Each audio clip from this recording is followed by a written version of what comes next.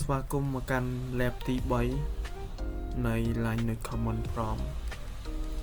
ឥឡូវយើងធ្វើការ login ចូល account របស់យើងសិនត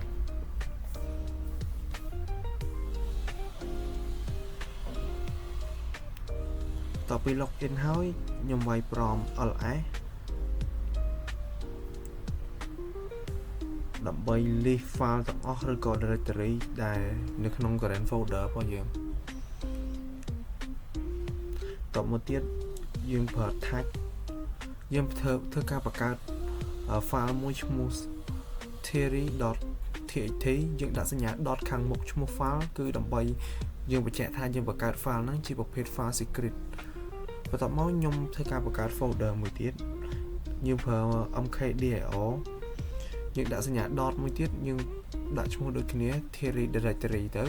ដោយសារវាជាប្រភេទ folder ពេលយើងដាក់សញ្ញា dot នៅមុខហ្នឹងមានន័យថា folder ហ្នឹងយើងទុកវាជា hidden ជា secret តមកទៀតខ្ញុំធ្វើការ list មើលទាំងអស់ហ្នឹងបន្ទាប់មកខ្ញុំធ្វើការបង្កើត file មួយទៀតដាក់ឈ្មោះ node.txt យើងធ្វើការ view មើលឥឡូវនេះយើងឃើញហើយថាយើងបង្កើតជោគជ័យហើយមាន file ឈ្មោះ node.txt បន្ទាប់មកទៀតយើងធ្វើការបង្កើត multiple folder multiple directory យើងប្រើ mkdir បន្ទាប់មកយើងប្រើសញ្ញាឃ្នាបសងខាងយើងដាក់ពីលេខ1ទៅប្រហែលទៅយើងបង្កើតប៉ុណ្ណឹងខ្ញុំប្រើ ls ដើម្បី view មើល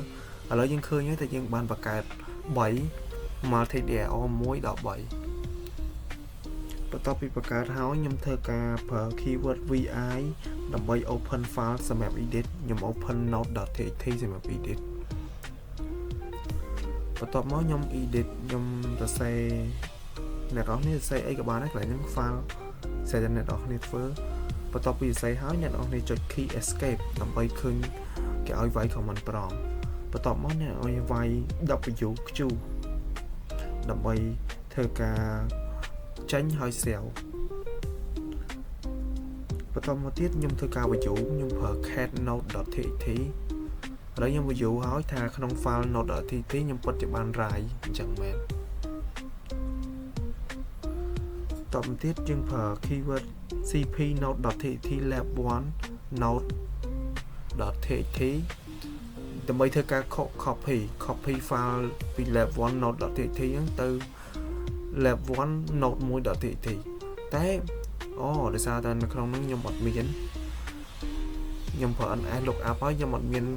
folder ឬក៏ directory ឈ្មោះ lab1 ទេខ្ញុំធ្វើការឥឡូវខ្ញុំធ្វើការ copy node.txt ហ្នឹងទៅ folder មួយ directory មួយឥឡូវខ្ញុំដាក់នៅក្នុង directory ឈ្មោះ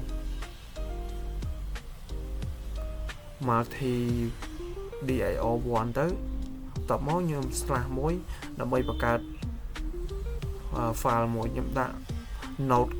node clone.txt ពេលថាខ្ញុំ copy file ពី node.txt ហ្នឹងទៅក្នុង directory ឈ្មោះ multidir1 ហ្នឹងហើយនៅក្នុង file មួយឈ្មោះ node clone បន្ទាប់មកខ្ញុំធ្វើការ view មើលនៅក្នុង directory multidir1 នៅក្នុង file node clone.txt ចង់ដឹងថាយើងធ្វើការ copy បានជោគជ័យអត់ឥឡូវនេះយើងឃើញហើយថាវាដូចបេះបត់ទៅនឹង file ឈ្មោះ node.txt អញ្ចឹងខ្ញុំប្រើ keyword om ដើម្បី delete file ឥឡូវខ្ញុំធ្វើការ delete file ឈ្មោះ multidir1 ចោលទៅហើយលុប node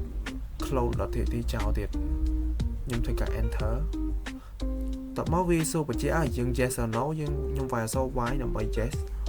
បន្ទាប់មកទៀតខ្ញុំវាយ ls ដើម្បីមើលថា file ខ្ញុំ delete ហ្នឹងវាជោគជ័យអត់ឥឡូវវាបាត់ហើយតបមកខ្ញុំធ្វើការប្រើ omdir ដើម្បី remove empty directory ចោលឥឡូវខ្ញុំ remove multi directory 1ហើយខ្ញុំចុច ls មើលឃើញថាបាត់ multi directory word បាត់ហើយឥឡូវខ្ញុំធ្វើការ show node in node number យើងប្រើ ls minus ali node.txt ខ្ញុំ enter មកវាធ្វើការ show in node number ហើយតបមកខ្ញុំធ្វើការបង្កើត hard link មួយដើម្បីបង្កើតយើងប្រើ ln node.txt យើងដាក់ name hard link មក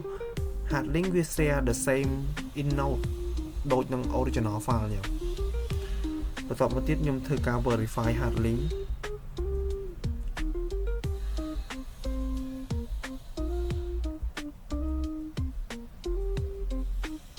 ឥឡូវហ្នឹង file ទាំងពីរហ្នឹងវាមានthe same in node ហើយវាមាន in node ទាំងពីរហ្នឹងគឺវាដូចគ្នាហើយបន្ទាប់មកទៀតខ្ញុំធ្វើការបង្កើត source link ម្ដង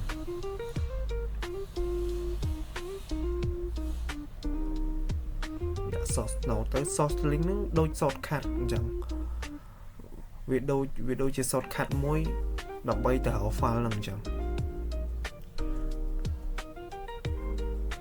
ឥឡូវខ្ញុំធ្វើការ test link ហ្នឹងខ្ញុំធ្វើការ remove node.txt ចេញសិនបន្តមកទៀតយើងធ្វើការចូលទៅ read hard node ដល់ពេលយើងចូលទៅយើងឃើញថាអី touch ដែលយើងបាន write ក្នុងហ្នឹងវាមានលក្ខណៈធម្មតាវាអត់បាត់បង់តាណាទេ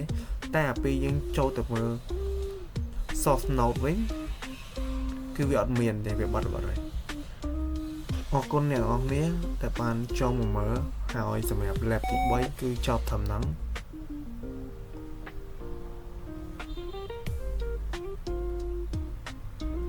នេះជា history ដែលខ្ញុំបានសរសេរទាំងអស់តាំងពីដើមមកដល់អរគុណអ្នកទាំងអស់គ្នា lab 3 out